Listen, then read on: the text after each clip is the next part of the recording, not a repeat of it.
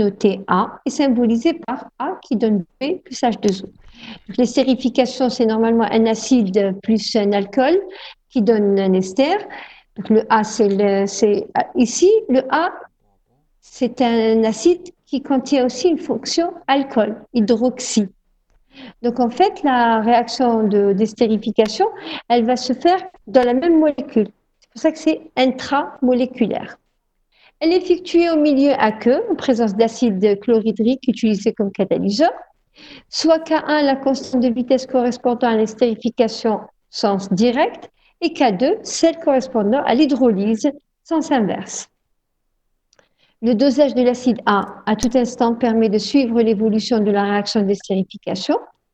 Les résultats de cette étude expérimentale menée à 25 degrés sont rassemblés dans le tableau suivant. Vous avez un tableau avec les valeurs de la concentration de A à différents temps. Très bien. Pourquoi j'ai mis en gras milieu aqueux?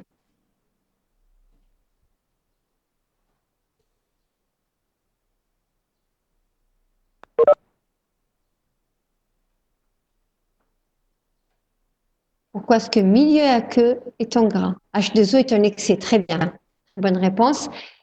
Donc H2O va être considéré comme un excès dans les expressions de vitesse. Donc il ne va pas intervenir dans l'équation de vitesse. Très bien. Alors, calculer la constante d'équilibre K. Ça, c'est une question classique, niveau première année, hein, chimie 2.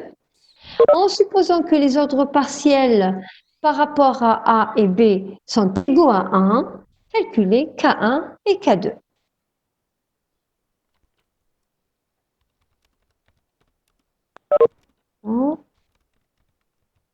Est-ce que vous êtes tous sur la page 2?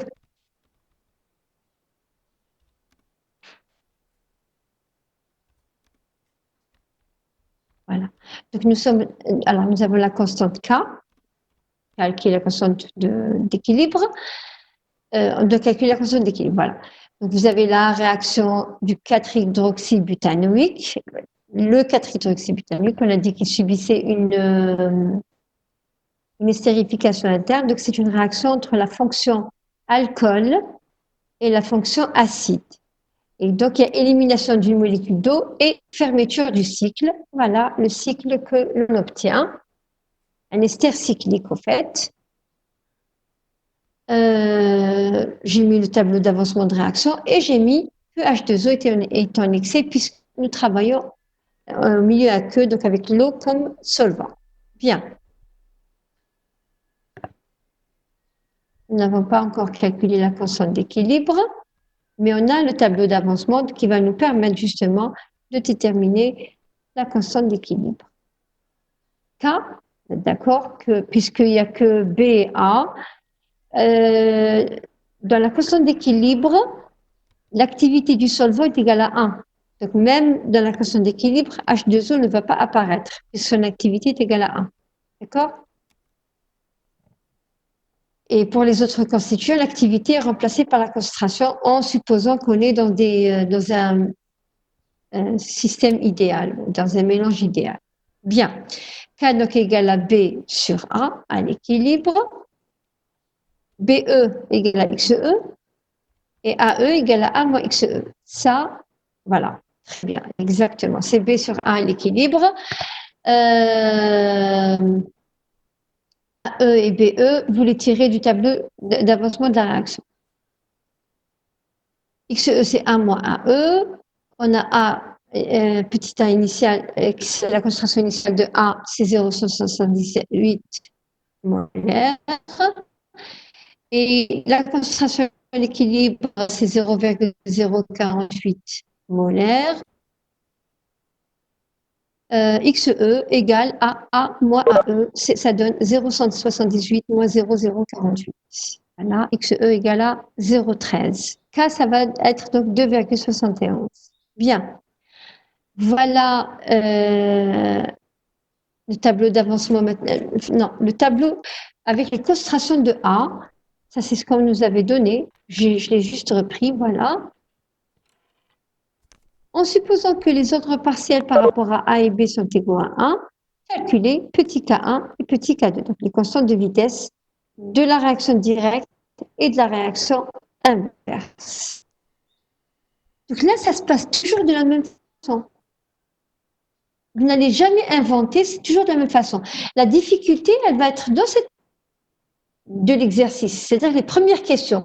Parce qu'après, c'est juste des calculs et des calculs qui sont déjà prédéfinis. D'accord?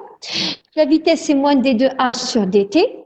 C'est k1 fois a à la puissance 1 moins k2 fois b à la puissance 1, puisque les autres partiels sont égaux à 1. Moins d2a sur dt, c'est moins d1 moins x sur dt. Ça donne dx sur dt.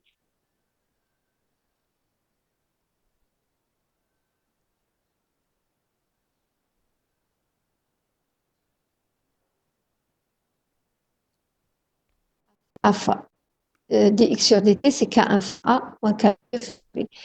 C'est le moment justement de bien comprendre ces équations, s'il vous plaît. Si vous avez des questions, une petite question, quelque chose qui n'est pas très clair, c'est maintenant de poser, c'est le moment de poser les questions. D'accord?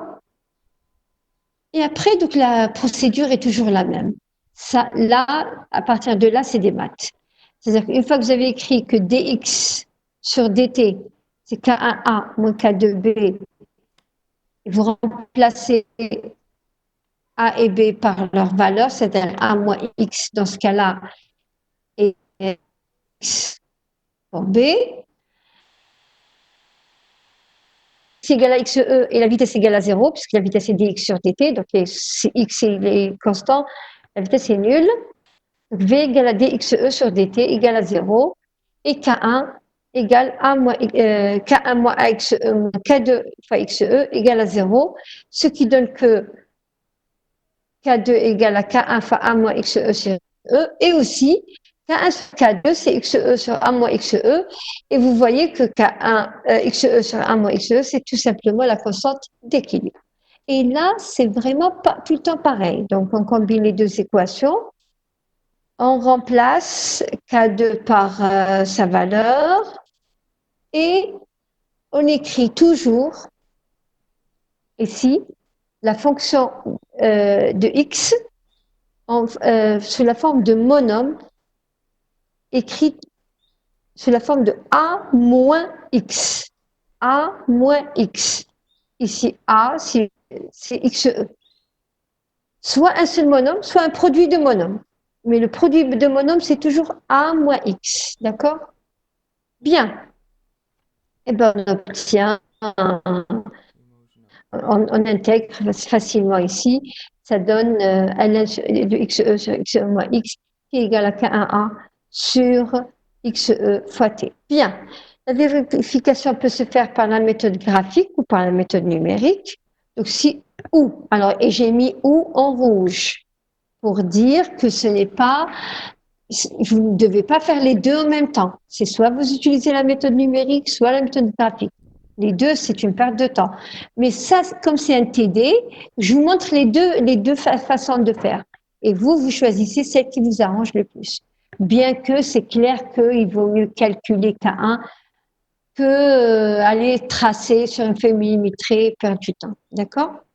Donc, si les valeurs de K1 sont constantes, alors on confirme que les ordres des réactions directes et indirectes sont égaux à 1. On détermine K2 à partir de la constante d'équilibre K, puisqu'on nous l'avait demandé. Bien, donc ici on a calculé K1 et les valeurs sont vraies, constantes. J'espère que tous vous êtes sur la page 5.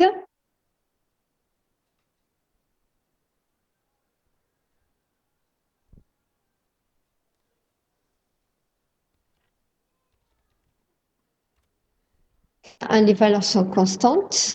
La valeur moyenne, merci. La valeur moyenne, c'est 0,067, donc 6,7 10 puissance moins 3 minutes moins 1, comme c'est l'ordre 1. Donc ici, l'unité de K dépend de l'ordre. Puisque la réaction est d'ordre 1, l'unité, c'est temps moins 1. D'accord? Il faut toujours se rappeler quel est l'ordre de la réaction pour avoir l'unité de la constante de vitesse. Puisque les valeurs de K1 sont constantes, donc on confirme que les autres sont égaux à 1, et donc on tire la valeur de K1, et K2, on le calcule à partir de, voilà. On calcule K2 à partir de la valeur de K. La constante d'équilibre, K, c'est K1 sur K2. Et ça ne change jamais. C'est toujours K1 sur K2. Ça ne va jamais changer. Et donc, K2, c'est K1 sur K. Et on trouve 2,5 10 puissance moins 1. C'est tout. Vraiment, il n'y a rien à faire. C'est tout. C'est tout. Si j'utilise la méthode graphique, je trace ln xe sur xe moins x. Il vaut mieux toujours tracer ln, le ln tout seul, hein, en fonction du temps. Et donc le tracé, ça doit donner une droite. Et la pente de la droite, c'est K11 sur xe. Voilà notre droite. C'est vraiment une droite. Et la pente, c'est K1 sur xe, ce qui donne que K11 est égal à 6,65. On ne trouve pas exactement la même chose que tout à l'heure parce que la moyenne qui est faite ici, c'est pas une moyenne, parce que la moyenne ici, c'est sur la droite, c'est la méthode des moindres carrés. Alors que quand on fait la moyenne avec le carré, c'est une moyenne arithmétique simple. C'est pour ça que la valeur ne va pas toujours être la même. Elle sera la même si la droite est parfaite, si on a ici un coefficient de corrélation égal à 1. C'est-à-dire que tous les points, la droite, elle passe par tous les points. Dans ce cas-là, la moyenne arithmétique est égale à la moyenne à la pente calculée par la méthode des moindres carrés.